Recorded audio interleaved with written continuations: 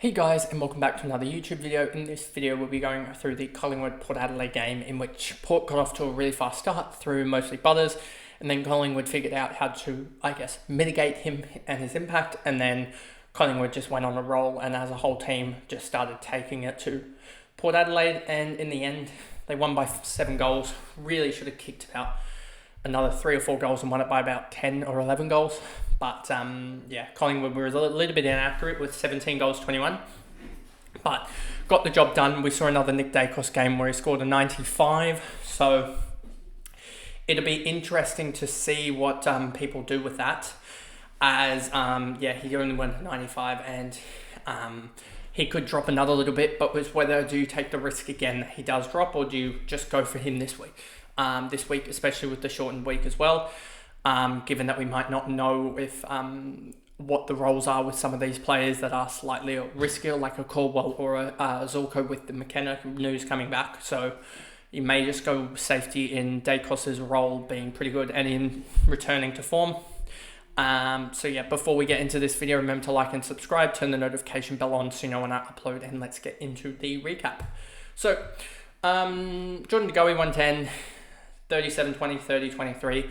110 from him.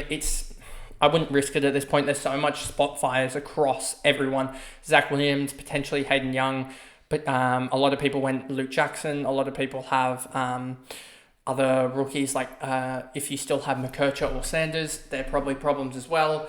Who else got injured? There's also just low scores around the grounds.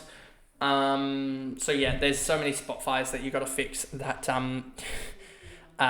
So I just wouldn't be going to go yet. Hoskin Elliott 102, most of his work in the first half. Nick Dacos 17-9, and then decided to turn it on with a 33 and a 36. A couple of free kicks in the first half prevented him from the ton. So I'm looking at this and looking at that second half and going, I like the look of this. A 33 and a 36, meaning that he's backing it up. And I just think he is an absolute workhorse in there, and I think he's just going to pick it up now, and I think he's going to start popping a couple of 110s, 115s. So I reckon it's almost time to grab him up, as I think he's a surefire score now. So I reckon you can grab him up, as what he put up a 95 with one tackle, maybe one, 2. 3. He put up a 3 tackle, 4 mark effort here. So I reckon he can really lift that up. And let's actually just double check this. Dacos, and I'll have to switch the filter. I swear my filter's just always on forwards now, given the absolute log jam down there. Well, not even log jam, just nothingness down there. 2 marks, 4 tackle effort there. And so I reckon he can really step it up and get back to the levels that we saw him at. He's almost a D6 anyway with this poor run of form. So I reckon he can just step it up and get back to sort of that 34, 4 and 4 that I think he was producing last year. Cameron, Mitchell, Maynard, Dacos, Sidebottom, Chris, Noble, Lipinski, Cox, Pendlebury, Quaynor. There is literally no one else in the Collingwood side that is any bit noteworthy. Josh Dacos really hasn't set the world alight, I guess, with he's averaging about 92, but that's not really noteworthy. Port, Dan Houston up and down in fantasy, more of a super coach player, and 117, absolutely huge. Was on 115 very, very midway through the last, and it looked like a 140 that he could have gotten with the way Collingwood were kicking, but in the end only a 119 from him, but a good return to form, or returned, fancy form. But as you'll see here, first quarter 61, 9, 18, and then a 29 in the last to get to a 117. I'll take that. Wish I had the captaincy on him just to get the 117 in the bag, but hopefully Sheasel can go large tonight. Butters was absolutely huge, and I just really, it was fun watching him, knowing that there was not many captaincies on him, so it didn't really matter too much. But boy, did I not know the chaos that was about to ensue with the games after this one. That maybe pouching the Butters 117 would have been a really, really good call. Burgoyne 90, Horn Francis 85. He's apparently tight hamstring, something like that. The first of many to potentially go down today. with some lower leg, sort of leg injury in some form. And yeah, so an 85 from him was all right. But the injury concern for anyone that picked him up, and he's not going to get forward status anyway, so we knew that. So he's pretty much a must trade out on all formats. Pale Pepper 80, Bergman 79, Burton 76. And then we get down to Rosie, and boy, was this a weird one. Where is Rosie? Come on, get to it. 22, 13, 7, 28.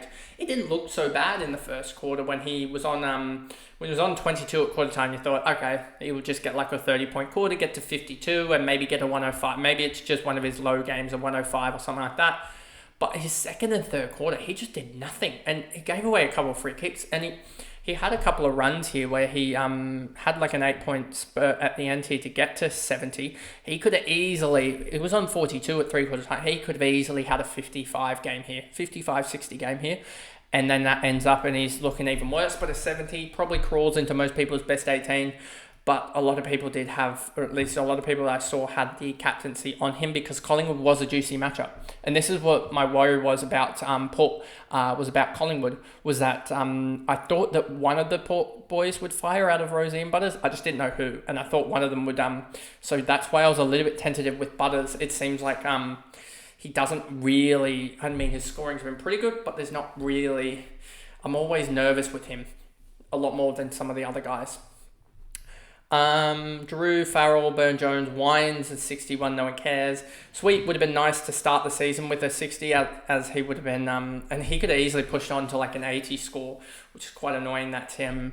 If he'd started the year, and if they didn't buy Soldo, then we would have ended up with a sweet R3 averaging like 80, 85 off the bench, which would have been absolutely huge. But of course, Port decided to spoil that, and don't know why they took Sweet, their better ruckman, out of the game. Maybe it was just load management or something, even though I swear he's just been playing in the twos, so that's not really a case for that.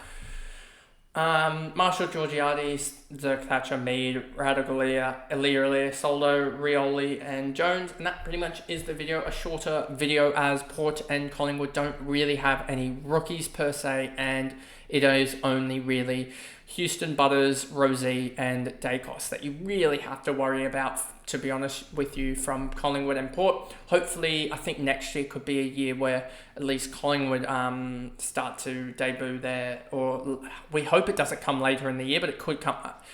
Given Collingwood are 3-3 now, they could potentially get to a point where they're like, I don't know, 13-5 or something like that. They're already in finals and they can sort of rest some of their like steel and get like Jacob Ryan and Ed Allen and stuff like that in. But hopefully that doesn't happen, because usually when that happens, they get those boys get like one game of a 70 and then it just ruins their price for the next year and they really actually have no fancy relevance. So hopefully that doesn't happen, but that pretty much is the video there, going through the Collingwood Port Adelaide short recap, just because there wasn't really a fancy relevant game outside of the Rosie stinker and the Butters 117, and Dacos really wasn't actually fancy relevant. A 95 is sort of a win for both parties. A win for non-owners, and well, is it a win? It's sort of a good score because a lot of the chaos that has happened elsewhere, so it's not too bad. But I guess it's a win for non-owners because he's gone down another 20k, so he'll be available at 885, 887, something like that next round, which will probably where I jump on. But anyway, that is the video, and I'll see you guys in the next recap. Bye, guys.